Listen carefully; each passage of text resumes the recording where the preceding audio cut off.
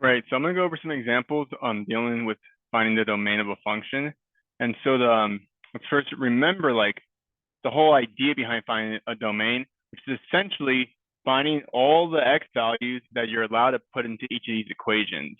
So the domain is basically all the numbers that would make it that would make sense for the equation, that would make the equation work.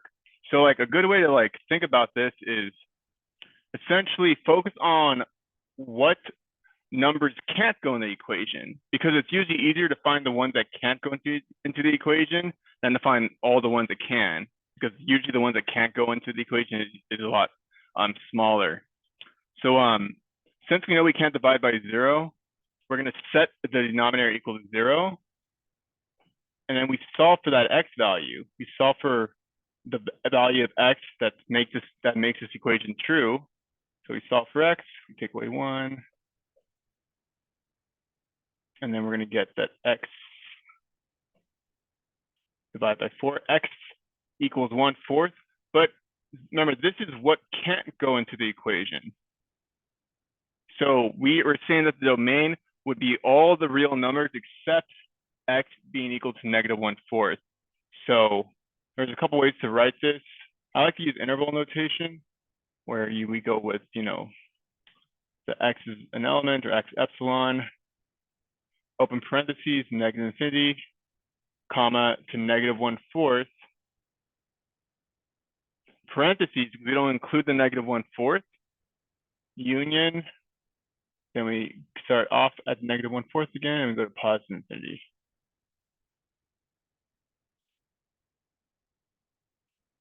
Think of it just like a number line. I like to always have a picture to go with it. Essentially, all the numbers on the real number line except negative 1/4. There would be a circle there, and we would go all the way from negative infinity to positive infinity, except we're just skipping negative 1/4. Okay, so let's look at number 2.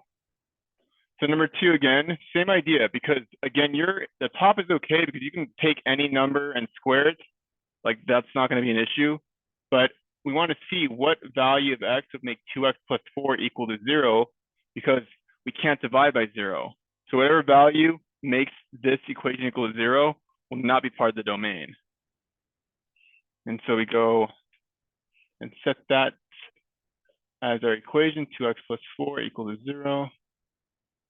Take away 4, divide by 2, and x can't be negative 4 over 2, or x can't be negative 2.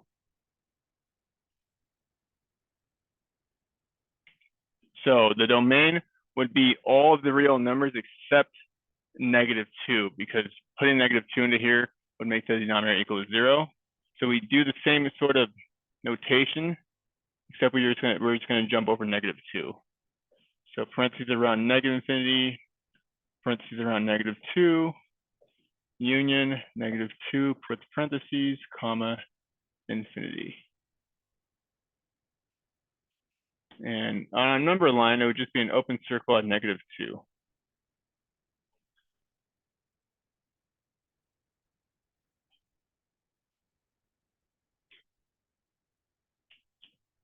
All right, number 3. Now, number 3, we got to be a little more clever. We still have the same general idea. We look for what value of x is going to make the denominator equal to 0. But here, we're going to need to factor it. So what we're going to do is we're going to set this whole thing equal to 0. But let's factor it into x minus 6 times x plus 3. And now solve for the zeros of this equation. So this would just be negative 6. So x can't be negative 6.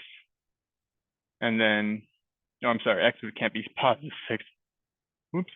X can't be positive 6. So that'll be a 0 there. And then x can't be negative 3.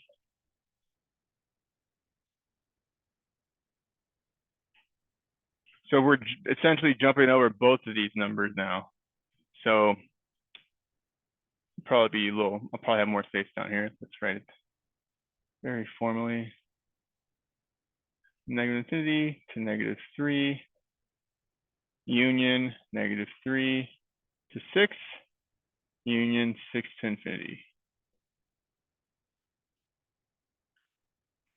Always put parentheses around positive and negative infinity because those technically aren't counted as real numbers. And then on this number line, you're going to have open circles at -3 and at 6.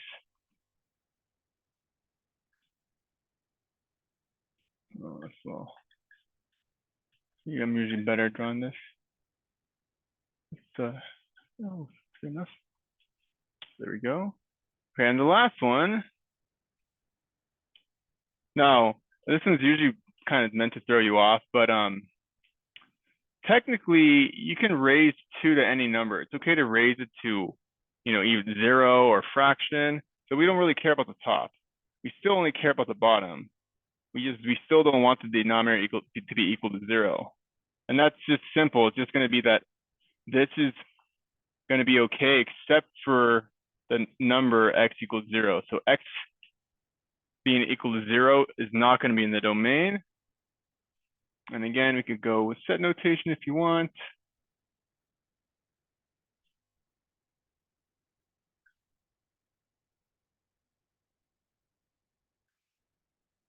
Number line, you're just going to be jumping over 0 here. Open circle at 0.